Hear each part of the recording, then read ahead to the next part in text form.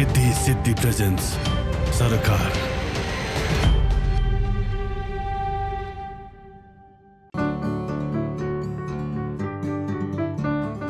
दर्शक नमस्कार, कार्यक्रम सरोकारमा स्वागत छ। म निमेश बन्जाडे। सर्वोच्च अदालतले प्रतिनिधि सभा विघटनको निर्णय बदर गर्ने फैसला गरेको 1 महिना पुग्यो, तर आफूले चालेको कदम असंवैधानिक ठहराउँदा पनि प्रधानमन्त्री केपी शर्मा ओलीले न नैतिकताका आधारमा राजीनामा दिए न त विश्वासको मत नै लिए। यो अन्तरालमा वैकल्पिक सरकारका लागि प्रयत्न त भइरहेका छन्, तर स्पष्ट आकार लिन सकेको देखिँदैन। कांग्रेस, माओवादी र जनता समाजवादी पार्टीका आफ्नै रणनीतिक दाउ छन् भने केहीको आफ्नै समस्या पनि। प्रमुख प्रतिपक्षी दल नेपाली कांग्रेस अझै पर्खर हेरेको अवस्थामा छ, तर नयाँ सरकारबारे सभापति शेरबहादुर देउबा र इतर समूह परस्पर विरोधी धारमा पनि देखिन्छन्। सत्ता गणितमा निर्णायक देखिएको जनता समाजवादी पार्टीमा पनि मत बाझिएको छ। जसपाको एउटा पक्ष अहिलेको सरकारसँग नजिक देखिन्छ भने अर्को पक्ष ओली सरकारको विकल्पमा देखिन्छ। सत्तारूढ एमाले भित्र त अन्तरसङ्घर्षले चर्को रूप लिँदै गएको छ।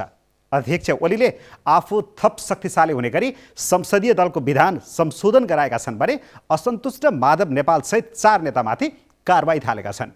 संसदमा रहेका मुख्य दल आन्तरिक विवादमा रुमलिँदा संवैधानिक बाटोबाटै अर्ली चुनावमा जानुपर्छ भन्ने स्वर पनि सुनिन थालेको छ। त्यसो भए अबको राजनीति कसरी अगाडि बढ्ला त? आजको सरकार यही विषयमा केन्द्रित हुनेछ र छलफलका लागि आज हामीसँग हुनुहुन्छ वरिष्ठ अधिवक्ता सुरेन्द्र भण्डारी र राजनीतिक विश्लेषक मोमाराम खनाल। रिद्धि सिद्धि प्रेजेन्स सरकार।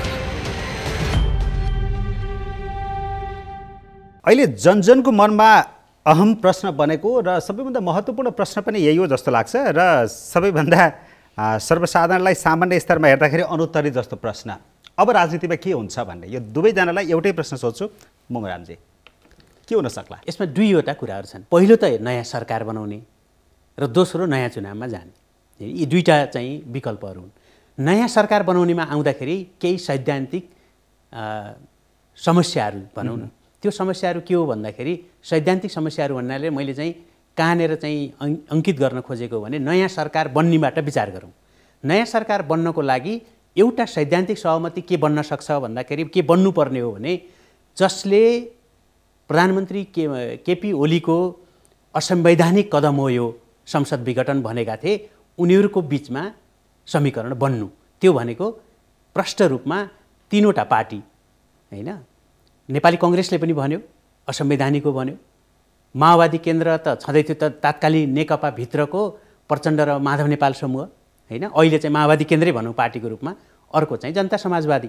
यी 3वटा पार्टी प्लस माधव नेपाल र झलनाथहरूको समूह, हैन। यी के हुन् भन्दाखेरि सैद्धान्तिक रूपमा नयाँ सरकार बन्नका लागि यिनीहरूको समीकरण हुनुपर्ने हो। तर यो समीकरण हुनमा के छ त भन्दाखेरि नेपाली कांग्रेसको एउटा दुविधा के छ भने अर्को सैद्धान्तिक सहमति फेरि नेपाली कांग्रेस र अहिलेका प्रधानमन्त्रीको बिचमा छ। त्यो सहमति भनेको के हो भने अब नयाँ चुनावमा जानुपर्छ भन्ने हो। त्यो नेपाली कांग्रेस भनेर पनि पुरै नेपाली कांग्रेस छैन, संस्थापन पक्ष शेरबहादुर देउबा, तर नेपाली कांग्रेसमा जुनसुकै डिसिजनमा जाँदाखेरि पनि त्यो खालको विग्रह हुने सम्भावना छैन।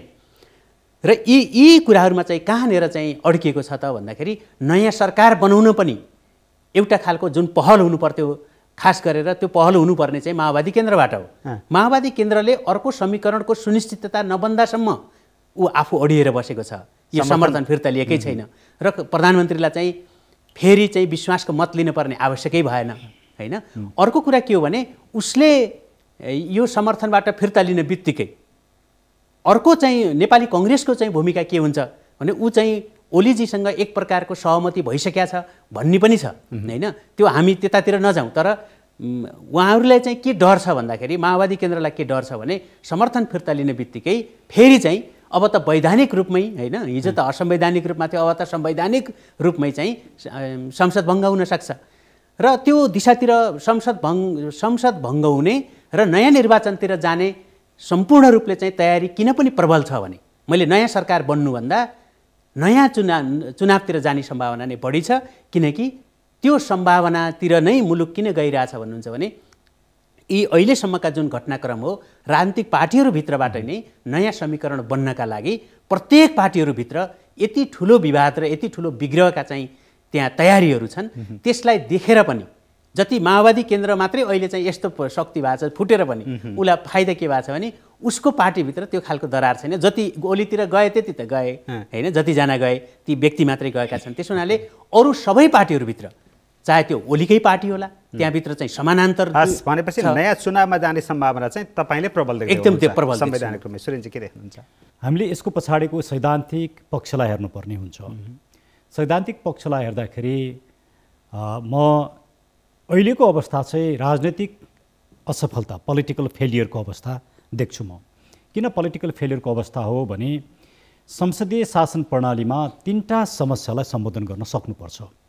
एउटा चाहिँ डिफेक्सनको प्रब्लम, अर्को फ्लोर क्रसिङको प्रब्लम र अर्को चाहिँ हर्स ट्रेडिङको प्रब्लम। यी 3टा प्रब्लम चाहिँ संसदीय शासन प्रणालीका ज्यादै ठुला चुनौती हुन्। यो चुनौतीलाई सम्बोधन नगर्दाखेरि संसद पनि अस्थिर हुन्छ, सरकार पनि अस्थिर हुन्छ।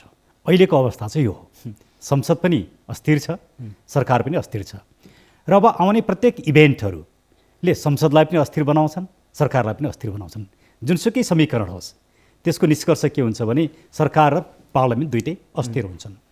अब के होला त, यही ओली सरकार चल्ला कि यही कन्टिन्यू गर्ला कि भन्दाखेरि अब 1.5 वर्ष पछाडि त आवधिक निर्वाचन हुन्छ नै।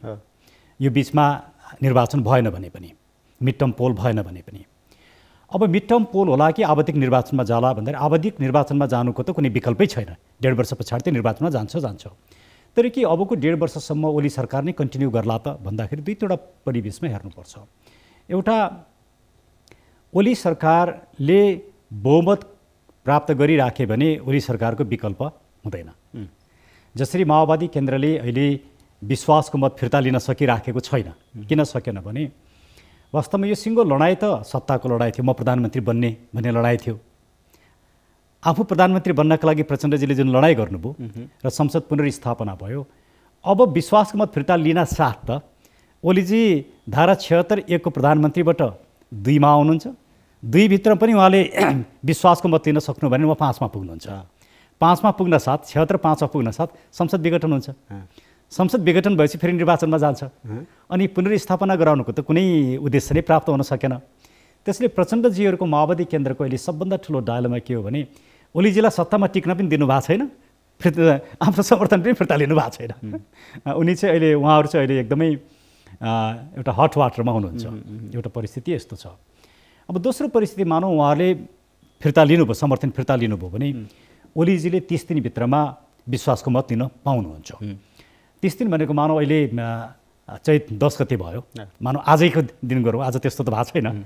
तर आज कार्यक्रम रेकर्ड गर्दासम्म त्यस्तो केही पनि भएको छैन, केही भएको छैन। अब चैत 10 गते मानौँ उहाँहरूले विश्वासको मत फिर्ता लिनुभयो, यसलाई 20 भनौँ ल, 30 हुन्छ कुनै एउटा डेट। त्यसको 30 दिन भनेको वैशाख 10 गतेसम्ममा ओलीजीले विश्वासको मत लिन पाउनुहुन्छ। मानौँ उहाँले विश्वासको मत लिन सक्नु भएन, विश्वासको मत लिन नसकेपछि उहाँले राजीनामा दिनु पर्यो। राजीनामा दिइसके पछाडि अर्को सरकार बन्नु पर्यो। अर्को सरकारले त विश्वासको मत लिनु पर्यो नि। अर्को सरकारले पनि विश्वासको मत लिन सक्ने अवस्था छैन, मेजोरिटी पुग्न सक्ने अवस्था छैन। किनकि माओवादी केन्द्र, नेपाली काङ्ग्रेस र जसपा गरेर 144 सांसद हो। 144 मध्ये केही सांसद माओवादी केन्द्रका एमालेमा गइसकेका छन्। त्यसले गर्दा पनि 138 चाहिन्छ। 141 उहाँहरूसँग छ होइन। त्यो 138 पनि पुग्दैन उहाँहरूसँग। फेरि अर्को अवस्था के छ भने अहिलेको स्थितिमा त पुग्छ, इन्ट्याक्ट तीनवटै पार्टी जस्ताको तस्तै रह्यो भने। मलाई लाग्छ जब भोटिङ हुने अवस्था आउँछ त्यो बेला पुग्दैन होइन। मेरो क्यालकुलेसन त्यस्तो छ, मेरो बुझाइ भनौँ न। त्यसले गर्दाखेरि उहाँहरूले वैकल्पिक सरकार पनि दिन सक्नुहुन्न। वैकल्पिक सरकार दिन सक्ने भएको भएदेखि उहाँहरूले एक दिन पनि ओलीजीलाई दिएको समर्थन राख्नुहुन्न थियो। त्यसैले वैकल्पिक सरकार पनि दिन नसक्ने, ओलीजीले विश्वासको मत पनि लिन नसक्ने अवस्था भयो भने संसद डिजल्भ हुन्छ। संसद डिजल्भ भइसकेपछि फेरि मिड टर्म पोलमा जानुपर्छ। कङ्ग्रेसमा पनि मोमरामजीले भने जस्तो त त्यहाँ फरक मत छ, त्यहाँ पनि विवाद छ। रामचन्द्र पौडेलजीहरू जसरी पनि अहिले चुनावमा जाने होइन, यो संसदलाई नै हामीले टिकाउनुपर्छ, यो व्यवस्थामाथि नै प्रहार हुन्छ, यसलाई कमजोर पार्नु हुँदैन, नयाँ सरकार गठन गर्नुपर्छ भन्नुभएको छ। जसपामा पनि त्यही देखिन्छ। उपेन्द्र यादव, बाबुराम भट्टराईजीहरू त ओलीको विकल्प खोज्नै पर्छ भन्नुहुन्छ फेरि। तर काङ्ग्रेसभित्रको विवाद भनेको चुनावमा दुईटा काङ्ग्रेस भएर जाने विवाद होइन। आन्तरिक रूपमा सत्तामा जाने विषयमा फरक मत छ, सत्तामा जाने कि नजाने, तर चुनाव भयो भने उहाँहरू काङ्ग्रेस एक ढिक्का भएर जान्छ। जसपालाई पनि चुनावमा जान केही एडभान्टेज होला, तर जसपा के छ भने आफू सत्तामा पुग्न पाए हुन्थ्यो चुनावको बेलामा, ओली सरकारसँग सँगै सरकारमा बसेर चुनाव गर्न पाए हुन्थ्यो भन्ने पक्षमा छ। र जसपा फुट्न सक्ने सम्भावनाहरू पनि देखिएका छन् मार्केटमा। तर जसपा फुट्यो भने पनि मानौँ माधव नेपालजीहरूको खेमामा जोसँग अहिले 40 जना मध्ये एकजना गइसक्नुभयो कृष्ण भक्तजी, 39 जना सांसदहरू हुनुहुन्छ, उहाँहरूले डिफेक्सन गरिदिनु भयो भने ओलीजीसँग फेरि पनि बहुमत त पुग्दैन, 138 पुग्दैन। अनि डिफेक्सन उहाँहरूले गर्न तयार हुनुभयो भने ओलीजीको पनि विश्वासको मत हुँदैन, तर उहाँहरूको विरुद्धमा पनि सरकार बन्दैन। त्यसले अन्ततः सबै यो परिस्थितिले के देखाइरहेछ भने यो इभेन्ट्सले इलेक्सनमै जान्छ। तपाईँ दुवैजनाको कुरा चाहिँ के आयो भने चाहे त्यो अर्ली इलेक्सन भनौँ या मिड टर्म इलेक्सन भनौँ होइन, जुन शब्द दिए पनि चुनावमै बढी अग्रसर छ नेपालको राजनीति अहिलेको भन्ने कुरा आयो। मोहनरामजी, चुनावी सरकार महत्त्वपूर्ण हुन्छ नि त्यो बेलामा? अबको इलेक्सनमा नगइकन आफू चाहिँ सरकारमा हुँदाखेरि त्यो इलेक्सनबाट केही फाइदा लिन सकिन्छ कि भन्ने एउटा कुरा हो। तर इभन नेपाली कङ्ग्रेस पनि के छैन भने सरकारमा अहिले यस्तो ओलीजीकै सरकारमा गएर चुनावमा जाँदा भन्दा ओलीजीको सरकारमा सम्मिलित भएर होइन, ओलीजीले नै चुनाव बनाइदिनु भयो भने, ओलीजीकै नेतृत्वमा चुनाव भयो भने कङ्ग्रेसलाई अझ फाइदा छ भन्नेमा कङ्ग्रेसको एउटा मूल्याङ्कन पनि छ, आफ्नो समीक्षा पनि छ कङ्ग्रेसको। किन हो त्यो भन्नुहुन्छ भने त्यो मलाई ठिकै जस्तो पनि किन लाग्छ भने वामपन्थीहरूले जे जति काङ्ग्रेसले चाहिँ 20 वर्ष आलोचना गरेर नहुने काम चाहिँ वामपन्थीहरूले आपसमा आफैले आलोचना एकअर्कालाई आलोचना गरेर रिजल्ट निकालिदिएछ। र भोलि चाहिँ चुनावमा जाँदाखेरि कुनै पनि चाहिँ वामपन्थी दलले त्यो खालको आफ्नो चाहिँ जुन नैतिक धरातल हो त्यो गुमाइसकेको छ होइन। यस्तो अवस्थामा ओलीजीले नै बनाएको चुनावमा चुनावी सरकार मेरै नेतृत्वमा हुनुपर्छ भन्ने त्यो लालसा पनि छैन होइन। लालसा मात्रै होइन, उनीहरूलाई त के छ भने भोलि भन्नुहोस् न काङ्ग्रेस नै नेतृत्वमा सरकारमा छ भने भोलि उनी चुनावमा चाहिँ यदा कदा चाहिँ कङ्ग्रेसले साह्रै नै बढी चाहिँ सिट लियो भने होइन, त्यसमा केही विवादहरू आउन सक्छन्। बरु ओलीजीले नै गराएको चुनावमा वामपन्थी नराम्रोसँग चाहिँ पराजय भयो भने त त्यसको फाइदा पनि कङ्ग्रेसले लिन्छ होइन। र यसरी चाहिँ उसले चाहिँ त्यो बिचमा अब हुने चाहिँ निर्वाचनको परिणामलाई पनि एक प्रकारको निष्पक्ष देखाउनका लागि पनि उसलाई फाइदा के छ भने ओलीजीले नै चुनाव गराएको चुनावमा जानु उसलाई फाइदा छ। ओके सुरेनजी, त्यसो भने अहिले जसपा कङ्ग्रेस र माओवादी केन्द्र मिलेर नयाँ सरकार गठन भयो भने त्यसपछिको अवस्था के हुनसक्छ त? त्यसो यदि त्यो सरकार बन्यो भनेदेखि त्यही सरकारले 1.5 वर्षसम्म शासन गर्छ र त्यस पछाडि आवधिक निर्वाचनमा मुलुक जान्छ। त्यो भनेको स्वतः सामान्य सहज रूपमा जान्छ। तर मैले त्यो सम्भावना एकदमै कम देखेको छु। अब जहाँसम्म चुनावी सरकारको कुरा आइराखेको छ, चुनावी सरकार चाहिँ ओलीजीको अगेन्स्टमा अर्को सरकार वैकल्पिक सरकार बन्यो भने त्यो सरकारले आवधिक निर्वाचन गराउँछ, चुनावी सरकारै चाहिएन होइन। यदि ओलीजीले विश्वासको मत पनि प्राप्त गर्न सक्नु भएन, ओलीजीको विरुद्धमा सरकार पनि बनेन भने अर्को चुनावी सरकार बन्दैन हाम्रो संवैधानिक संरचनामा। ओलीजीकै सरकारले चुनाव गराउँछ, अर्को खिल्लाज रेग्मी ल्याउने व्यवस्था छैन, हाम्रोमा त्यो संरचनै छैन। अब वैकल्पिक सरकार बन्यो भने आवधिक निर्वाचनमा जान्छ, जसको नेतृत्वमा सरकार बन्छ उसैले चुनाव गराउँछ। ठिक छ। अब तपाईँले भन्नुभएको छ एकातिर पोलिटिकल फेलर कलेक्टिभ हामी सबै फेलर भयौँ भनिरहँदाखेरि तपाईँ दुवैजना विद्वानको त्यो कुरा आइरहँदाखेरि यसलाई फेलर हुन नदिनेमा त दलहरूको हात त अझै पनि धेरै छ नि त। उहाँहरूले संयमतापूर्वक आफूलाई प्रदर्शन गर्नुभयो, त्यहाँ प्रस्तुत गर्नुभयो भने अझै पनि ठिक छ होइन। यहाँनिर म जोड्न चाहन्छु, राजनीतिमा इमान नैतिकताको प्रश्न अहिले उठिरहेको छ जबरजस्त रूपमा। अदालतमा कुनै पनि मुद्दा पर्यो भने हार्ने पक्षले कुनै न कुनै सजाय या जरिमाना त भोग्नुपर्छ होइन। अहिलेको मुद्दा राजनीतिक संसद विघटनको मुद्दा त्यसरी जरिमाना सजायको तहसम्म त जाने कुरा भएन। यो राजनीतिक मुद्दा यहाँ नैतिकता नैतिकता नैतिकता भनिरहेको छ कि प्रधानमन्त्रीजीले यो संसदले काम गर्न दिएन, यो संसद काम लाग्ने भएन, यो चाहिँदैन, मैले यसबाट काम गर्न सकिनँ भनेर विघटन गरेको संसद पुनर्स्थापना भइसकेपछि त उहाँले यो संसदमै टाँसिरहेर मेरो बहुमत छ भनेर त कुसैमै बसिरहनु पनि त जरुरी थिएन, या उहाँले राजीनामा दिएको भए हुन्थ्यो, नैतिकता देखाउनु पर्थ्यो भन्ने प्रश्न छ। हजुर, अब नैतिकताको प्रश्न चाहिँ कस्तो भने एकदमै सब्जेक्टिभ प्रश्न हो। नैतिकता भनेको चाहिँ what is lawful that is moral. जे कुरा कानुनी हुन्छ त्यो नै नैतिकवान हुन्छ। कानुनभन्दा बाहिर हामीले नैतिकता खोज्न थाल्यौँ भने त्यसको कुनै सीमा नै हुँदैन। त्यसैले रुल अफ लभित्र नैतिकता भनेको लको डिक्टम नै नैतिकता हो। त्यसले प्रधानमन्त्रीलाई संसद पुनर्स्थापना भइसके पछाडि कि त उहाँलाई दिएको समर्थन फिर्ता लिनुपर्छ अनि उहाँले संवैधानिक प्रक्रियामा जानुपर्छ वा अविश्वासको प्रस्ताव दर्ता गर्नुपर्छ। त्यसले मात्रै कन्स्टिट्युसनल मोरालिटी, हामीले मोरालिटीलाई के भन्छौँ, त्योभन्दा अगाडि प्रधानमन्त्रीले मैले यो हारेँ, मेरो निर्णय चाहिँ फेल भयो, मन पराइदिएन अदालतले पनि, जनताले पनि मन पराएन, ठिकै छ, म अब बस्दिनँ भनेर राजीनामा दिएर हिँड्न किन त्यो राम्रो हुन्थ्यो। त्यो चाहिँ कन्स्टिट्युसनल लिगल भन्दा पनि एउटा पोलिटिकल मोरालिटीको कुरा हो। मैले धेरै ठाउँ भनेको छु, यदि ओलीजीको ठाउँमा म हुन्थेँ भने म चाहिँ राजीनामा दिन्थेँ, त्यो मेरो आफ्नो कुरा भयो। तर संवैधानिक र कानुनी रूपमा ओलीजीलाई राजीनामा दिन बाध्य बनाइएको छैन। त्यो कारणले गर्दा हामीले पोलिटिकल लेभलमा हेर्ने मोरालिटीलाई पनि कन्स्टिट्युसन र लिगल रूपमा नै हेर्नुपर्ने हुन्छ। ठिक छ। अब मोरालिटीको कुरालाई गर्दा संसद विघटनको पक्षमा बहस गरेको वरिष्ठ अधिवक्ता तपाईँ हुनुहुन्छ, तपाईँले नै भन्दै हुनुहुन्छ यदि त्यो ठाउँमा म भएको भए नैतिकताका रूपमा चाहिँ राजीनामा चाहिँ दिन्थेँ। प्रधानमन्त्रीको नैतिकतासँगै अरू यो जसले बडो विरोध गरेका थिए, सडकमा उत्रेर तथा नाम गाली गरेका थिए होइन, अब सरकारमा एक दिन होइन 1 मिनट बस्न पनि तपाईँलाई सुहाउँदैन भनेका थिए, विकल्प खोजिरहेका थिए, त्यो शक्तिले पनि अहिले नैतिकता प्रदर्शन गर्यो कि गरेन? होइन निमेशजी, यस्तो हो, नेपालको राजनीति र नैतिकतालाई लिएर चाहिँ बहस गर्नु भनेको 1 मिनट पनि खेर फाल्नु हुँदैन। ती दुईटा एकै ठाउँ छैनन् होइन।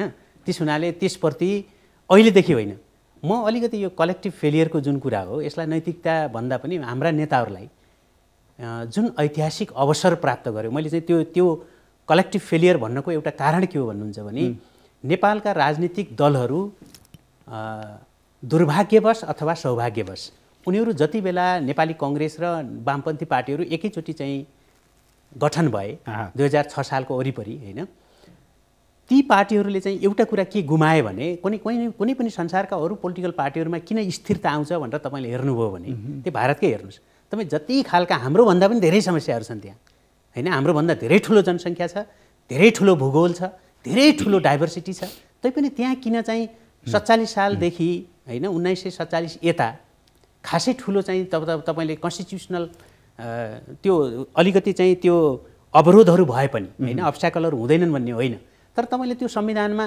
150औं पटक संशोधन हुँदाखेरि पनि खासै ठुलो चाहिँ समस्या देख्नु भएन होइन।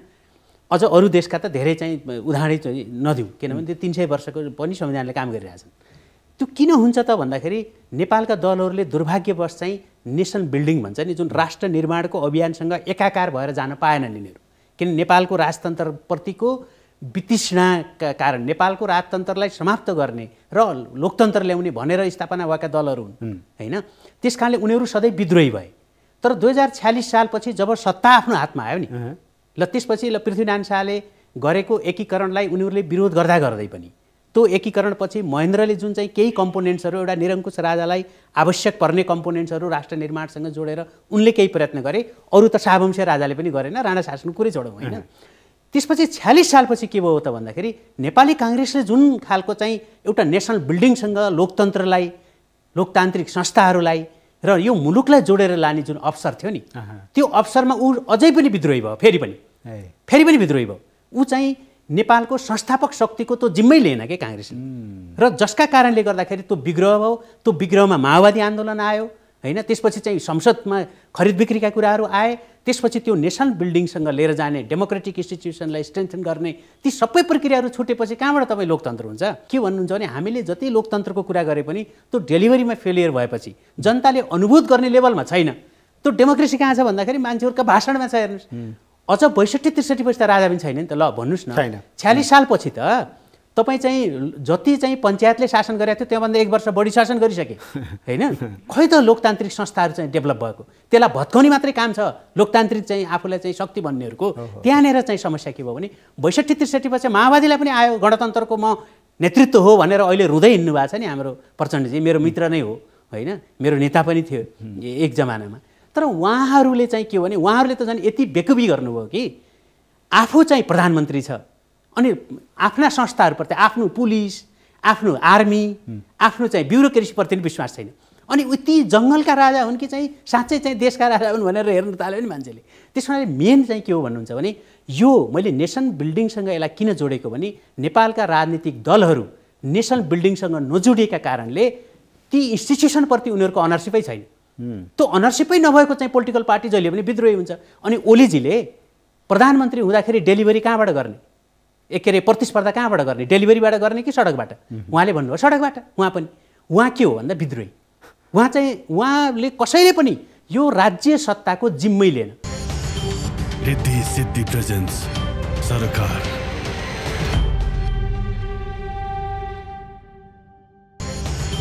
रिद्धि सिद्धि प्रेजेन्स सरकार। तपाईले पनि भन्नुभएको छ पोलिटिकल फेलियर भयो भनेर। हजुर। अनि यो जाने कता हो? मैले नेसन बिल्डिङको जुन कुरा राख्नुभयो एकदमै ब्युटिफुल्ली राख्नुभयो। नेसन बिल्डिङका 4-5वटा इम्पोर्टेन्ट फ्याक्टर्सहरू हुन्छन्।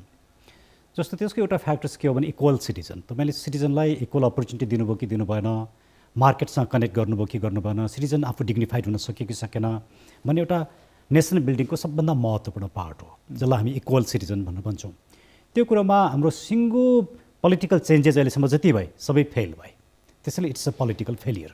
र उहाँले ब्युटिफुल्ली भन्नुभयो यो एउटा कलेक्टिभ फेलियर किन भन्नु नि हाम्रो सोसाइटीमा भएका सबै इन्स्टिट्युसनहरू पनि आज फेलियरको अवस्थामा छन्।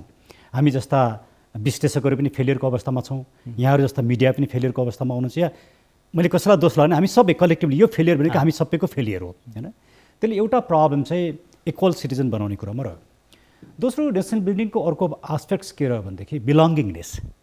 म यो मुलुकको सिटिजन हुँ, मलाई यो कुराले यो मुलुकसँग जोड्छ भन्ने जुन बिलोङ्गिङनेस हुन्छ नि त्यो कुरा नै आज भत्किएको छ। त्यसले हामी क्राइसिसमा त्यो कारणले छौँ। तेस्रो नेसन बिल्डिङमा सभरेन्टीको क्वेसन एकदमै महत्त्वपूर्ण हुन्छ। म यहाँलाई भनौँ 2007 सालको जुन परिवर्तन भयो त्यो परिवर्तनले हामीलाई सभरेन मुलुक बनाउनुभन्दा पनि हामीलाई पराधीन बनायो। किनभने क्याबिनेटको सेक्रेटरी भारतीय, राजाका सल्लाहकार भारतीय, हामीसँग राष्ट्र ब्याङ्क छैन, मुद्रा छैन, हाम्रा शिक्षाका किताबहरू भारतबाट छापिन्छन्, हाम्रो मुद्रा भारतबाट छापिन्छ, सबै कुरो एक किसिमको भारतीय डोमिनेसन रह्यो। आर्मीको ट्रेनिङ भारतबाट हुन्छ भने हामीले जब 47 सालमा परिवर्तन गऱ्यौँ, 47 सालको परिवर्तनले हामीलाई डेमोक्रेसी हामीलाई दियो, एकदमै राम्रो काम गर्यो, तर हामीलाई पराधीन बनायो। किनभने हाम्रा आफ्ना जुन इन्स्टिट्युसनहरू थिए, हाम्रो मार्केट थियो, इन्डस्ट्रिजहरू थिए, त्यो सबै हामीले सखाप पार्यौँ।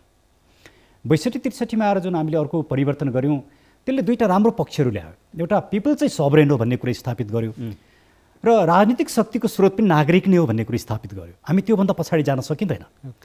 तर त्यसको एउटा ठुलो गल्ती चाहिँ के रह्यो भने हाम्रो आफ्नोपना, नेपालीपना भन्ने कुरा समाप्त भयो। हामी 12 बुँदेबाट सञ्चालित भयौँ। हाम्रो आफ्नो धर्म, संस्कृति, परम्परा, हाम्रो जुन नेपालीपना छ, जे कुरोले हामीलाई नेपाली बनाएको छ, आज त्यही कुरो क्राइसिसमा छ। त्यसैले यो नेसन बिल्डिङ नै हुन सकेन। त्यसमा भएको क्राइसिसहरू के देख्नुभयो? अब यसको अर्को क्राइसिस जस्तो भनौँ न, जुन पोलिटिकल कल्चर नेपालमा त्यस पछाडि 62-63 पछाडि भित्रियो, यो पोलिटिकल कल्चर चाहिँ कस्तो रह्यो भने कुन कल्चर है त्यो पनि खुलाइ राइट, नितान्त दलीयकरण, मुलुकलाई कम्प्लिटली दलीयकरण गर्ने, नागरिकलाई दलीयकरण गर्ने, संस्थालाई दलीयकरण गर्ने र समाजको कुनै पनि एउटा यस्तो तबका क्षेत्र छैन जुन दलीयकरण नभोकोस्, एउटा दलको इन्ट्रेस्ट बोकेर। मुलुकको इन्ट्रेस्ट चाहिँ ओझेलमा पर्यो, दलको इन्ट्रेस्ट चाहिँ महत्त्वपूर्ण भयो। र अझ त्योभन्दा पनि चरम चाहिँ कस्तो देखियो भने एउटा व्यक्तिको इन्ट्रेस्ट, सबै कुरा एउटा व्यक्तिबाट हेर्न थाल्यो। ओलीजी सबै कुरा हो। अब अहिले त हेरौँ न, ओलीजीको पावरलाई हेर्ने हो भने उहाँको सेन्ट्रल कमिटीमा भएका पावर पनि ओलीजीलाई नै बुझाइएको छ होइन। हामीले नितान्त एउटा व्यक्ति र उसलाई चाहिँ रिझाएपछि जिल्लाका पार्टी कार्यालयमा ओलीजीको फोटो पनि टाँसिसक्यो क्यार, मलाई त्यो थाहा छैन, सायद टाँसेला अब होइन। एकचोटि त टाँसिएको थियो नि, यो सडकभरि ओलीजीको फोटो एनसीले टाँसिएको थियो नि होइन। अब यो चाहिँ व्यक्ति केन्द्रित राजनीतिमा हामीले मुलुकलाई पुऱ्याए। सिस्टम होइन कि व्यक्ति इम्पोर्टेन्ट, गुड इम्पोर्टेन्ट, दल इम्पोर्टेन्ट हो। त्यो सिस्टममा आइसकेको राजनीति, फर्किसकेको राजनीति, ट्र्याकमा आइसकेको राजनीतिलाई पनि फेरि तोड्न खोजिँदैछ, तोडिसक्यो, पराकपुरुक भाँच्न खोजिँदैछ। म हजुरलाई एउटा कुरा भनौँ, एउटा तथ्य दिउँ। हेर्नुहोस् त, संसद पुनर्स्थापना भएपछि म यहाँनिर जोड्छु ल, त्यो संसदले कामै नपाएर त्यसलाई पङ्गु बनाउन खोजिँदैछ।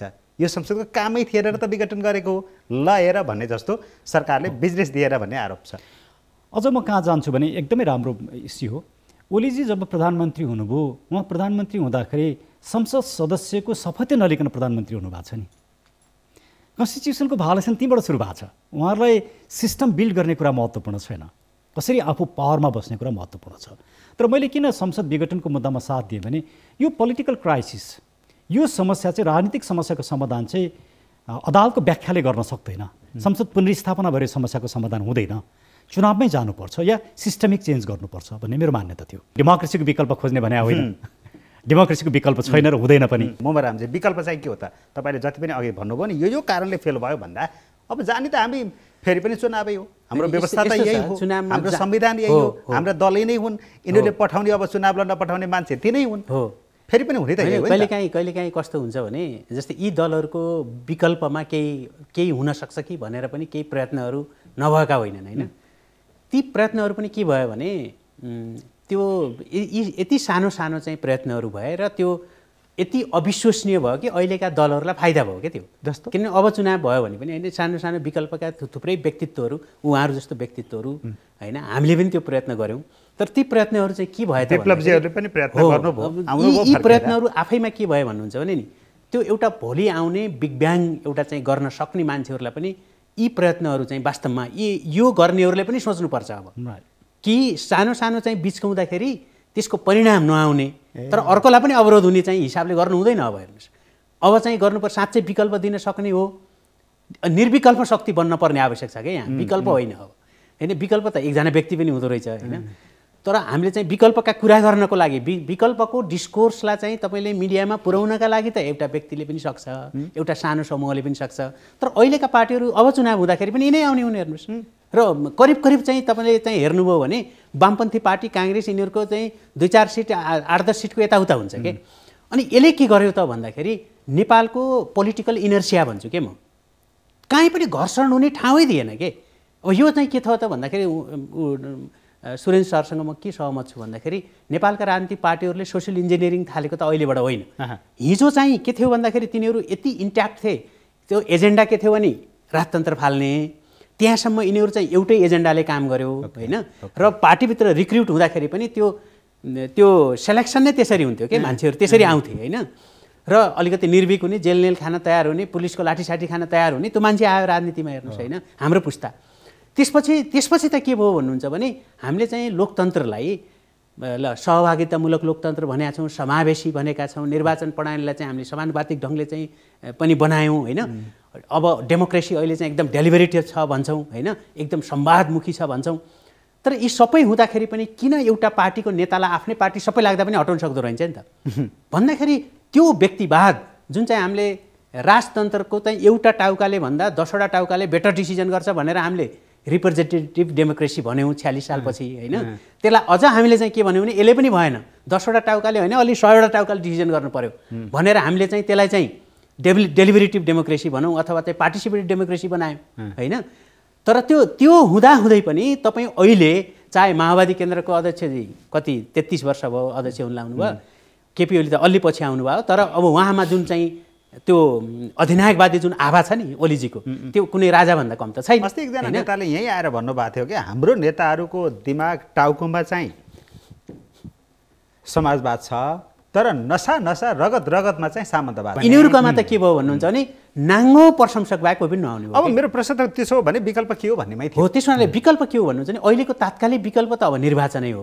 निर्वाचन अगाडि जुन सरकार बन्छ त्यो सरकार बने पनि त्यसले निर्वाचनै गर्ने मात्रै हो। अब त किन भन्नुहुन्छ भने इलेक्सन त के भनौँ अब होइन, अब त धेरै समय पनि छैन, अब इलेक्सन गर्दा त 1 वर्ष मात्रै बच्ने हो। भनेको अबको विकल्प भनेको चुनावै हो, यिनीहरू मध्ये कसैले जित्छ हार्छ र फेरि संसदमा कुन स्थानमा आउँछन्, यसलाई जति लिङ्गरिङ गर्नुहुन्छ त्यो अर्को पछिको सिन त्यही नै हो। यसलाई जति विलम्ब गरिन्छ निर्वाचनसम्म पुग्न त्यति नै यहाँभित्र अझ बिग्र, अझ नागरिकको चाहिँ फ्रस्ट्रेसन, अझ बढी चाहिँ राज्य शक्तिको दोहन र सबै कुराहरू चाहिँ व्यतिथिमा जान्छ। उहाँका कुरासँग एकदम पूर्णतः सहमत हुँदै निर्वाचनभन्दा अगाडि केही काम गर्नुपर्छ यदि त्यो निर्वाचनलाई सस्टेनेबल बनाउने हो भने।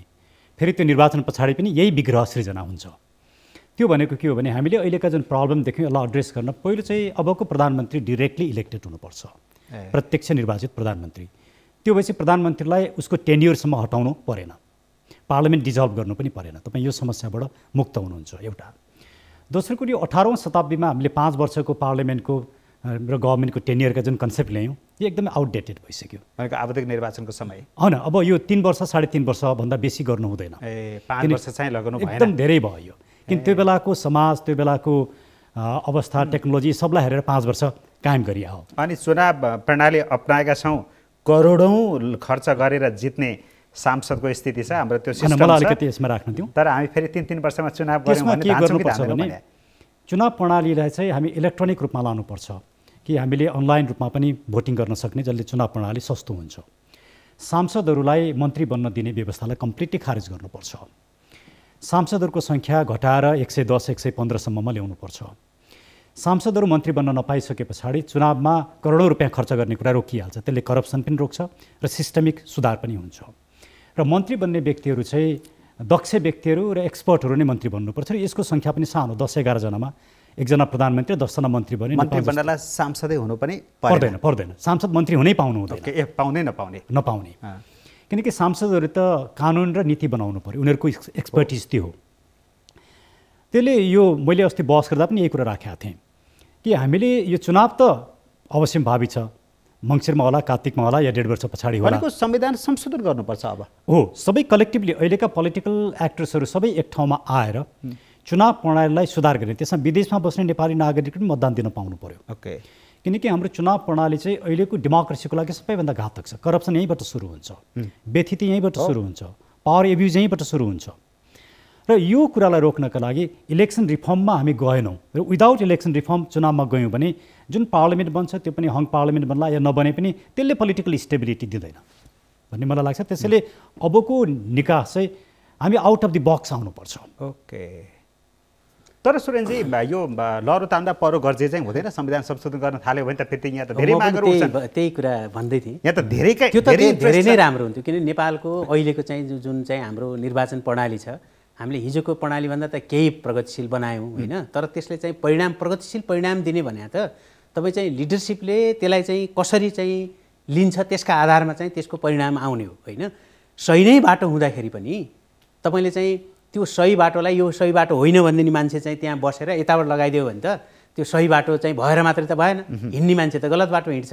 त्यस हुनाले चाहिँ अहिले संविधान संशोधनसम्म यी दलहरू पुग्लान् पुगे त धेरै नै राम्रो हुन्थ्यो होइन।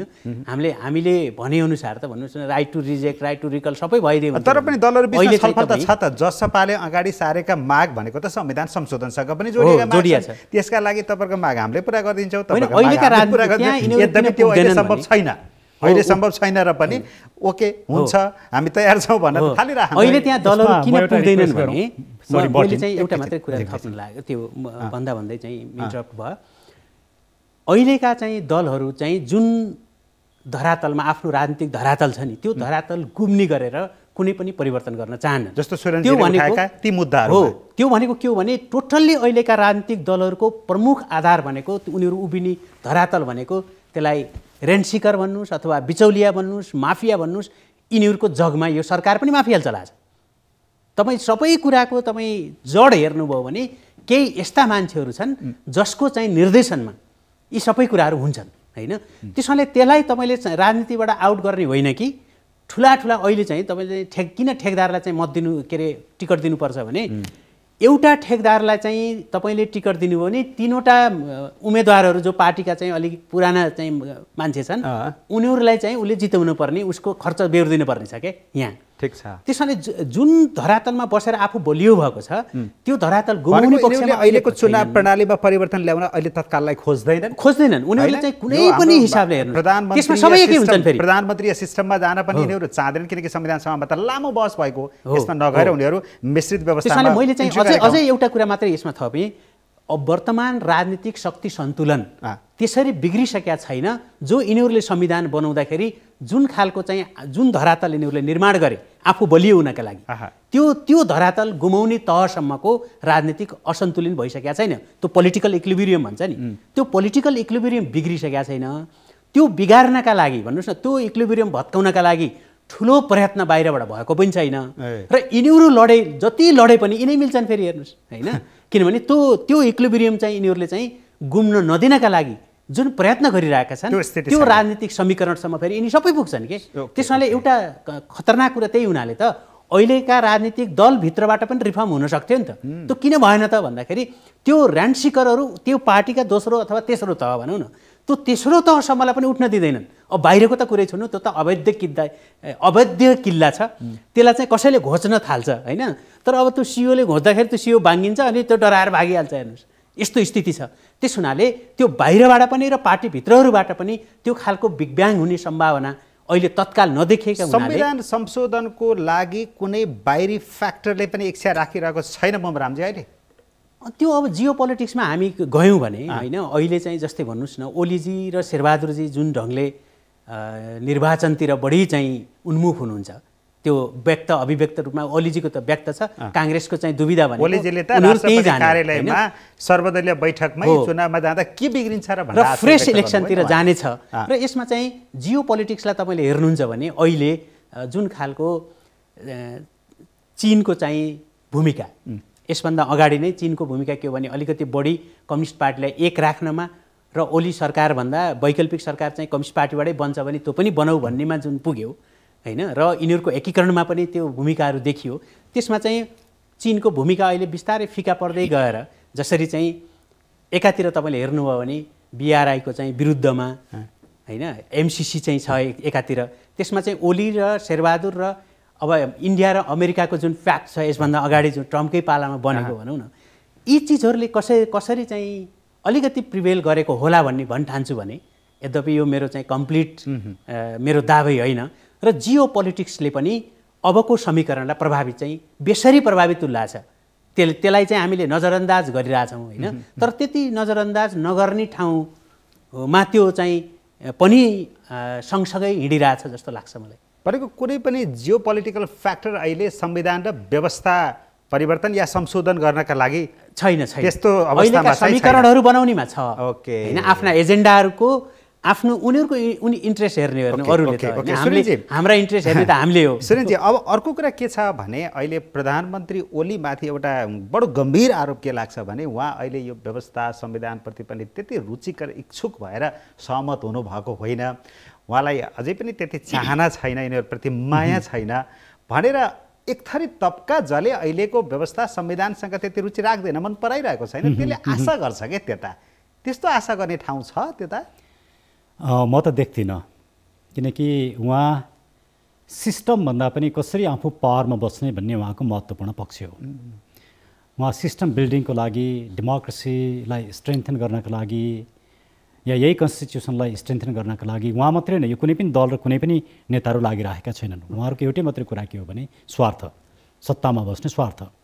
त्यसले अघि यो जुन हाम्रो डिस्कोर्स भइरहेछ कि संविधान संशोधनको जुन पोसिबिलिटीलाई हामीले हेर्दाखेरि उहाँहरू किन चाहनुहुन्न भने कुनै पनि बेटर सिस्टम भयो भने त्यो बेटर सिस्टममा उहाँहरू कम्पिट गर्नै सक्नुहुन्न। ओके, तर यहाँहरू जस्तो मिडिया र हामी जस्ता ओपिनियन मेकरहरूको भूमिका के छ भने म त यहाँलाई के रिक्वेस्ट गर्छु भने यहाँहरूले अब आउँदो निर्वाचनभन्दा अगाडि निर्वाचन प्रणालीमा सुधार हुनुपर्छ कि पर्दैन, कस्तो सुधार हुनुपर्छ भन्ने विषयमा इन्टेन्सिभ डिबेट चलाइदिनुहोस् र त्यो समाजमा आउने डिबेटले उहाँहरूलाई पनि प्रभाव पार्छ र उहाँहरू संविधान संशोधन गर्नका लागि बाध्य उहाँहरूलाई बनाउनुपर्छ।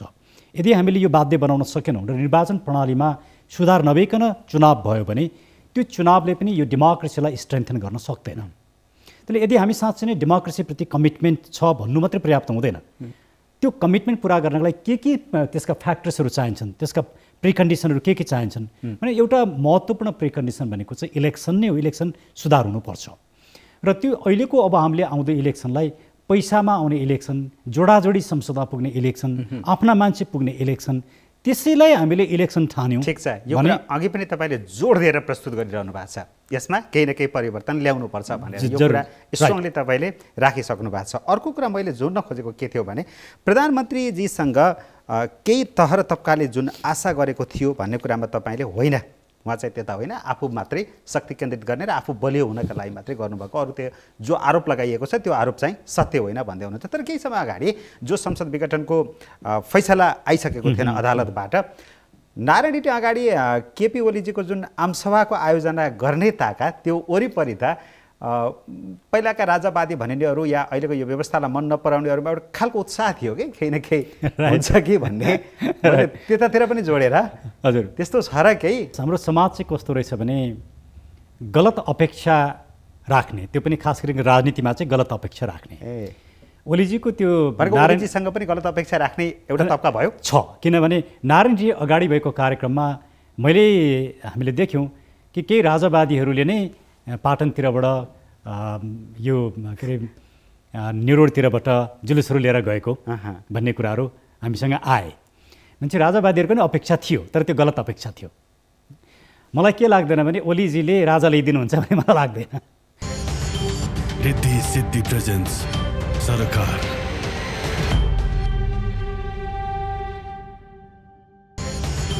रिद्धि सिद्धि प्रेजेन्स सरकार।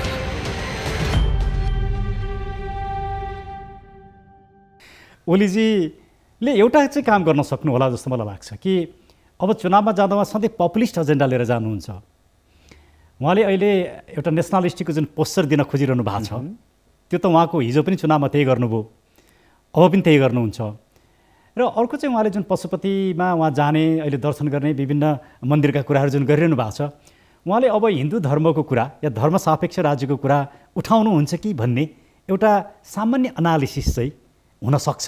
त्यो भनेको उहाँले भित्र मनदेखिको लागि कि चुनावी नाराका लागि? नाराका लागि। जस्ट नाराका लागि, किन त्यो त संविधान संशोधन नभइकन त हुँदैन होइन? हुँदैन। उहाँले नारा चाहिँ दिनुहुन्छ, अनि उहाँलाई बहुमतमा आउनको लागि त्यो एउटा सिडी बन्न सक्छ, तर बहुमतले मात्रै त संविधान संशोधन हुँदैन। 2/3 मेजोरिटी चाहियो, संविधान संशोधन हुँदैन। एउटा इलेक्सनसम्म उहाँले झुक्याउनुहुन्छ र उहाँले कतिसम्म पनि भन्न सक्नुहुन्छ भने यो संहिताको विषयमा पनि अब हामीले सोच्नुपर्छ, किनकि अहिलेका जुन प्रदेशका सरकारहरूमा जुन देखिएको छ यो सबै अव्यवस्था सिर्जना हुन्छ र यो कारणलाई दिँदै प्रस्तुत गर्दै संहिताको पनि अब हामीले कसरी परिमार्जन गर्ने केही न केही उहाँले उपाय निकाल्नुहुन्छ, जसले गर्दाखेरि कार्ड मात्रै फाल्न सक्नुहुन्छ। कार्ड फाल्नुहुन्छ हैन, एउटा पपुलिस्ट कार्ड, जसले मान्छे झुकिन्छन्, मतदातालाई उहाँले झुक्याउनुहुन्छ र आफू इलेक्सनमा मेजोरिटीमा आउने कोसिस उहाँले गर्नुहुन्छ। र उहाँलाई अहिले के छ भने आफू सबैभन्दा पपुलर पोलिटिकल फिगर हो भन्ने उहाँलाई अहिले विश्वास या भ्रम छ। त्यही आधारमा उहाँ छिटोभन्दा छिटो। तपाईँको बुझाइमा विश्वास हो कि भ्रम हो? मेरो विचारमा भ्रम हो। ममरामजी, अब तपाईँले भन्नुभयो यसमा अरू तात्विक केही पनि फरक परिवर्तन आउने सम्भावना अहिले छैन, यस समीकरण मात्रै परिवर्तन हुने हो होइन अबका दिनहरूमा पनि। अब त्यही समीकरणमा पनि विप्लवजीले क्र्यास ल्यान्डिङ, फोर्स ल्यान्डिङ होइन, सेफ ल्यान्डिङ हो उहाँको भनेर प्रधानमन्त्रीजीले नै भनिदिइसक्नु भएको छ र उहाँकै भाषामा सेफ ल्यान्डिङ गरिसक्नु भएको छ। एमालेमा त्यो खालको विग्रह छ, यो ठुलै छ त्यहाँ होइन, त्यत्र शीर्ष नेताहरू 4 जना नेताहरूमाथि कारबाहीको प्रक्रिया नै अगाडि बढिसकेको छ। त्यो समीकरणमा अब के बदलाव आउँछ अथवा यसले के फरक पार्छ? त्यो त के देखिन्छ भने विप्लवजीको त त्यो शक्ति नै होइन होइन, उहाँहरूलाई क्राइसिस भयो, उहाँहरू आउनुभयो, त्यो चाहिँ कुनै जता मिले पनि त्यसले कुनै पनि प्रकारको ठुलो केही पनि यो त्यो विप्लवजी भनेको 2-3 जनालाई कुनै पार्टीको सेन्ट्रल कमिटी पाउनु होइन, कुनै पार्टीमा चाहिँ एडजस्ट हुनु एउटा कुरा हो, उहाँहरू आउनुभयो त्यसलाई वेलकम गरौँ त्यति नै हो, अब सक्यो। त्यो भनेको अरू कोही म्याटर गर्दैन छैन, त्यो केही पनि हुँदैन। चुनावमा ओलीजी विप्लवजीहरू मिलेर जानुभयो भने प्रचण्डसँग मिले पनि हुन्छ, ओलीजीसँग मिले पनि हुन्छ होइन, ओलीजीसँग आफ्नो सुविधा अनुसार ओलीजीसँग मिल्नुभयो भने केही फरक पार्छ प्रचण्डजीहरू? केही पनि पार्दैन, केही पनि पार्दैन। त्यो जुन अहिलेको चाहिँ समीकरणमा तपाईँ 2 जना मान्छे यता आउनु, 3 जना उता जानु, यही वामपन्थीहरूभित्र घुमिरहनुले कुनै पनि तात्विक फरक पार्दैन होइन, एउटा कुरा। र अर्को चाहिँ के हो भने ओलीजीको नेकपा एमाले र अर्को चाहिँ जो माओवादी केन्द्रमा नाम बदलेर माओवादी केन्द्र बलियो हुने सम्भावना छ। त्यो चाहिँ के हो भने माधव नेपालजीहरू अन्ततः माधव नेपालजीहरूको चाहिँ गन्तव्य त्यही नै हो, उहाँहरूले कारबाही गर्नुहुन्छ, यता गर्नुहुन्छ, उता गर्नुहुन्छ, उल्लेख्य नेताहरू त्यो वामदेव गौतम पनि त्यही हो हेर्नुहोस्। प्रचण्डजी अर्को चाहिँ कुनै उनै छैन। प्रचण्डजीहरू हो प्रचण्डजी, माधव नेपालजीहरू, वामदेवजीहरू, अथवा चाहिँ अब वैद्यजीलाई पनि ल्याउनु होला, विप्लवजी विप्लव आउनुभयो, अथवा अरू कोही आउला, बाबुरामजीहरूको पनि सम्भावना छ। र त्यो शक्ति चाहिँ एक ठाउँ हुने सम्भावना प्रबल छ होइन, नाम फेरेर। त्यो के हो भन्नुहुन्छ भने भोलि एउटा खतरनाक कुरा के हो भन्दाखेरि नेपालको चाहिँ पोलिटिक्समा 3वटा मेजर धारहरू भए। एउटा चाहिँ लेफ्ट धार भइहाल्यो, एउटा डेमोक्रेटिक भनेर काङ्ग्रेस भइहाल्यो होइन, र अर्को चाहिँ नेपालमा आइडेन्टिटीको धार छ हेर्नुहोस् होइन, चाहे त्यो एथनो आइडेन्टिटी होला, चाहे त्यो रिजनल आइडेन्टिटी होला। यी 3टा धारहरू चाहिँ मेजर, अब वैकल्पिक धार भने त्यो डिस्कोर्समा छ, फोर्समा छैन। त्यो फोर्समा भएको भए त्यसको पनि उल्लेख गर्नु पर्थ्यो। यी 3टा धारहरूमध्ये लेफ्ट धार कमजोर हुन बित्तिकै, जो अहिले सबभन्दा बढी चाहिँ सम्भावना छ होइन, लेफ्ट धार अलिकति कमजोर भयो भने थोरै चाहिँ आइडेन्टिटी पोलिटिक्स गर्नेहरू, चाहे त्यो रिजनल आइडेन्टिटीको कुरा गर्नेहरू अथवा एथनो आइडेन्टिटीको कुरा गर्नेहरू अलिकति बढी उनीहरूको आवाज हिजोको जुन पहिलो संविधान सभामा जसरी सुनिन्थ्यो होइन, जसरी उनीहरू चाहिँ बढी एग्रेसिभ ढङ्गले आउँथे, त्यो आउने सम्भावना छ। र त्यो सम्भावना देख्न बित्तिकै अर्को जस्तै प्रचण्ड धारले, जस्तै लेफ्ट धार त ओलीले बोक्नुहुन्छ होइन, जो लिबरल लेफ्ट हो होइन, त्यो लेफ्ट टिल्टेड त्यसलाई के भन्ने भन्नुहोस् न, त्यो लेफ्ट टिल्टेड चाहिँ एउटा जुन अधिनायकवादी धार हो त्यो पनि प्र्याक्टिकलमा हेर्नुभयो भने त्यो लिबरल डेमोक्रेसी भन्दा पनि खतरनाक छ के हैन। त्यो चाहिँ त्यो उनीहरूले लिने चाहिँ इकोनोमिक एजेन्डा भन्दा पनि त्यो चाहिँ बढी चाहिँ माफियाकरण छ र त्यो चाहिँ अझ नव उदारवाद भन्छ नि, त्यो नव उदारवादी चाहिँ एजेन्डा छन् हेर्नुहोस् काङ्ग्रेसका भन्दा पनि। तर हेर्दा चाहिँ त्यो आफ्नो वाम आवरणभित्र त्यो अटाउँछ हैन। त्यो भन्दा प्रचण्ड माधव नेपालजीहरूको समूह चाहिँ बढी आकर्षित कहाँ हुन सक्छ भने त्यो चाहिँ बाबुरामजीहरू पनि एकै ठाउँ आउँदाखेरि त्यसले चाहिँ जातीय राजनीतिलाई बढी चाहिँ प्रशय दिन सक्ने र नेपालको चाहिँ राजनीतिक शक्ति सन्तुलनमा त पहिलो संविधान सभा विघटन हुनुको मूल कारण त त्यो अतिवादी चिन्तन पनि हो। पहिचानवादी मुद्दाहरुमा उहाँहरु आकर्षित हुन सक्नुहुन्छ, त्यसलाई चाहिँ अतिवाद नबनाएर त्यो एजेन्डा छैन भनेर मैले भनेको छैन। नेपालमा त्यो आइडेन्टिटीको एजेन्डा त्यसलाई हल गर्नुपर्छ, तर कुन सूत्रबाट हल गर्नुपर्छ भन्नेमा राजनीतिक पार्टीहरू आफ्नो फाइदाका लागि हेरेका छन्। जसरी मार्क्सवादलाई चाहिँ ट्याग बनाउँछन् त्यस्तै आइडेन्टिटीलाई ट्याग बनाउनेहरू धेरै छन् हेर्नुहोस् हैन। त्यस कारणले त्यो समस्यालाई हल गर्ने अरू उपायहरू हुन्, त्यसलाई मेनस्ट्रिममा ल्याउनका लागि मुद्दा उठाउनेहरू र प्रचण्ड माधव नेपाल वा वामदेव वा बाबुराम जो मिल्छन् तिनीहरू चाहिँ अलि बढी नजिकै सम्भावना अलि बढी चाहिँ त्यो एथनो आइडेन्टिटीसँग नजिक रहेर अनि लेफ्ट आवरण भित्र जाँदाखेरि त त्यो फोर्स चाहिँ के हुन सक्छ भने अलि बढी निर्णायक फोर्सको रूपमा चाहिँ उदाउन सक्छ। भनेको अब हुने चुनावपछि हामीले के भन्नु पर्यो भने अब उहाँहरूको विकल्प चाहियो, त्यो डिस्कोर्स समाजमा जानु पर्यो। मुमारामजीले भनेको कुरा एकदमै इम्पोर्टेन्ट कि हामी जस्ता केही व्यक्तिहरू भेला हुने, अभियान चलाउने, पार्टी गठन गर्ने अनि हामी चाहिँ वैकल्पिक शक्ति हौँ भन्ने जुन तरिका छ नि, अनि त्यो पनि फुट्ने, विभाजित, कोही मिल्न नसक्ने, यसको पनि डिनाउन्स गर्नुपर्छ। यसले पनि समाजलाई बिगारेको छ। हामी पनि त्यो समाजलाई बिगार्ने चरित्रभित्र हामी पनि पर्छौँ, किनकि हामी मिल्न नसक्ने। मुलुकको सवाल हो, यदि मुलुक दुखेको छ र मुलुकलाई बनाउनु छ भने हामी किन मिल्न सक्दैनौँ? कतिपय कुराहरू छोडेर पनि मुलुकलाई मिल्न सक्नु पनि त्यो फोर्स आउन सक्नुपर्छ। तपाईँहरूले अहिले तत्काल सिनमा नदेखिएको कुरा तर पछि हुन सक्ने सम्भावनाका कुराहरू गरिरहनु भएको छ। तत्कालै सिनमा देखिन सक्ने, सामान्य अर्थमा बुझ्न सक्ने विषयबाटै म कुराकानी सकाउन चाहन्छु। जब कङ्ग्रेसले नेतृत्व लिन सक्छ या अर्को कोही प्रधानमन्त्री बन्न सक्ने तीनवटा दलमा ग्यारेन्टी हुन्छ, जसपा, माओवादी केन्द्र र कङ्ग्रेस बीचमा।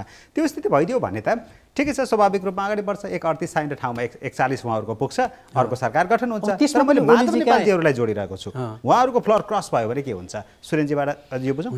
उहाँहरूको फ्लोर क्रस भएर पनि माओवादी केन्द्र, नेपाली काङ्ग्रेस र जसपा मिलेर बहुमत पुग्न सक्छ। उहाँहरूको फ्लोर क्रस हुँदा ओलीजीलाई मात्रै घाटा हुने हो। तर अहिले उहाँहरूको जुन 144 वैधानिक रूपमा, तर एक्चुअली उहाँहरूसँग 141 कति छ। तर त्यहाँनिर के हुन्छ भने हर्स ट्रेडिङ हुने र इन्फ्लुएन्स गर्ने काम सुरु हुन्छ र उहाँहरूको 138 पुग्दैन। त्यो नपुगिसके पछाडि ओलीको विकल्पमा वैकल्पिक सरकार पनि दिन सकिँदैन। माधव नेपालजीहरूले फ्लोर क्रस गर्ने स्थिति आइदियो भने पनि उहाँहरूको त संसद सदस्यता गइहाल्छ नि। मैले यिनै कुराहरू उठाउन खोजिरहेको थिएँ। उहाँहरूको मतदानै दिन पाउनुहुन्न। फ्लोर क्रस गर्नु भनेको यदि त पहिले नै सङ्केत आयो भने, थाहा भयो भने उहाँहरूको संसद सदस्यतै जान्छ, उहाँले मत दिनै पाउनुहुन्न। पछि भयो भने फ्लोर क्रस गरिसकेपछिको स्थिति भयो भने पनि उहाँहरूको मत त काउन्ट नै हुँदैन, किन व्हिप जारी हुन्छ नि। व्हिप जारी भइसके पछाडि त उहाँहरूले मत दिनै पाउनुहुन्न, त्यो मत इन्भ्यालिड हुन्छ नि। त्यसैले उहाँहरूको खासै भूमिका छैन। अब 138 पुग्छ कि पुग्दैन भन्ने विषयमा अब हर्स ट्रेडिङ हुन्छ कि हुँदैन। यदि फेयर भयो भनेदेखि मलाई लाग्छ ओलीजीको विरुद्धमा सरकार बन्न सक्ने सम्भावनालाई इन्कार गर्न सकिँदैन। तर माओवादी केन्द्रका केही व्यक्तिहरू अझै पनि ओली जितेर जाने सम्भावना मैले देखाएको छु र जसपा फुट्ने सम्भावना पनि मैले देखिराखेको छु। यो कन्टेक्स्टमा यी दुईटै कुरा भएनन् भने हर्स ट्रेडिङको सम्भावनालाई पनि इन्कार गर्न सकिँदैन, किनकि प्रधानमन्त्री पनि बोल्नु भएको छ, अरू नेताहरूले पनि हर्स ट्रेडिङको कुरा त बोलिरहनु भएको छ। त्यसैले मोरलेस मोस्ट लाइकली के होला भने ओलीजीको सरकार अल्पमतमा पर्छ, विश्वासको मत पनि लिन सक्नुहुन्न, उहाँको विरुद्धमा सरकार पनि बन्दैन, उहाँ 76-5 मा पुग्नुहुन्छ, फेरि विघटन गर्नुहुन्छ अनि चुनावमा जान्छ मोस्ट लाइकली। पुष्पकमल दाहाल प्रचण्ड जसको त्यो खालको शक्ति थियो, त्यो खालको नेतृत्व गरेर विभिन्न निर्णयहरू गराउनु भयो, विभिन्न उपलब्धिहरू हात पार्नुभयो, उहाँ चाहिँ अहिले के साँच्चै कमजोर अवस्थामा, धर्म सङ्कटको अवस्थामा पुग्नु भएको हो वा उहाँले थप एउटा नयाँ योजना बुन्दै हुनुहुन्छ? नयाँ योजना उहाँको कहाँबाट बन्ने भन्नु न, उहाँ यति कमजोर हुँदै आउनुभयो, आफ्ना साथीहरूलाई सँगै लिएर जान सक्नु भएन होइन।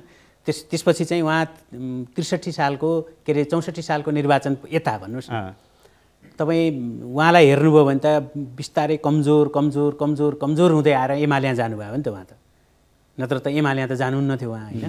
त्यसैले उहाँले फेरि अर्को योजना बुन्ने भने एउटै मान्छेले उहाँलाई नचिनेको त होइन होइन उहाँले जे गर्न सक्नुहुन्थ्यो त्यो शक्तिशाली प्रधानमन्त्री हुनुभएको थियो नि त त्यति बेलै उहाँले गर्न सक्ने त उहाँको चाहिँ फेज आउट भइहाल्यो क्या त्यो एड गरिदिउँ है त्यसमाले सफल र स्ट्रङ बन्नको लागि पोलिटिकल थट चाहिन्छ अहिले प्रचण्डसँग पोलिटिकल थट छैन उहाँले पोलिटिकल थट लुज गरिसक्नुभयो ओलीजीले पनि पोलिटिकल थट लुज गरिसक्नुभयो नेपाली काङ्ग्रेसमा केही बचे खोजेको छ तर उहाँहरू पनि बिपीको पोलिटिकल थटमा हुनुहुन्न त्यसैले अहिलेको यो समीकरणमा अहिलेको यो सिङ्गो राजनीतिक यो गेममा चाहिँ नेपाली काङ्ग्रेस एडभान्टेज पोजिसनमा छ कम्पेरिटिभली तर नेपाली काङ्ग्रेसले पनि यी समस्याको समाधान गर्न सक्दैन भनेपछि चाहिँ त्यस हुनाले कुनै पनि कालखण्डमा या कुनै पनि ठुला राजनीतिक उछालहरू आउँदाखेरि या टर्निङ पोइन्टहरूमा धेरै नेताहरूले चाहिँ आफ्नो अस्तित्व गुमाउँदै गएको पनि देखिन्छ के धेरै नेताहरू राजनीतिबाट विश्राम लिएको पनि देखिन्छ यस्तो अहिले पनि देखिन्छ केही नेताहरूको अब इतिहासले त्यही भन्छ होइन वास्तवमा हुनुहुन्छ नि उहाँहरू त आउटडेटेड अहिले होइन हेर्नुहोस् यो त अर्को शक्ति आउन नसकेका कारणले विभिन्न कारणले त्यो शक्ति जन्मिन त्यो त अर्को कुरा भयो तर अहिलेकै यही स्थितिबाट केही नेताहरू फेज आउट हुने स्थितिमा पुग्नुहुन्छ ट्रु ट्रु धेरै नेताहरू पुग्नुपर्छ म त के भन्छु भने पुग्नुहुन्छ होइन धेरै नेताहरू पुग्नुपर्छ पुर्याउने वातावरण बनाउनुपर्छ त्यही भित्र पार्टीका मान्छेहरूले पनि बाहिरकाले पनि प्रयत्न गरेर त्यहाँ पुर्याउनु पर्यो हस् धन्यवाद सर धन्यवाद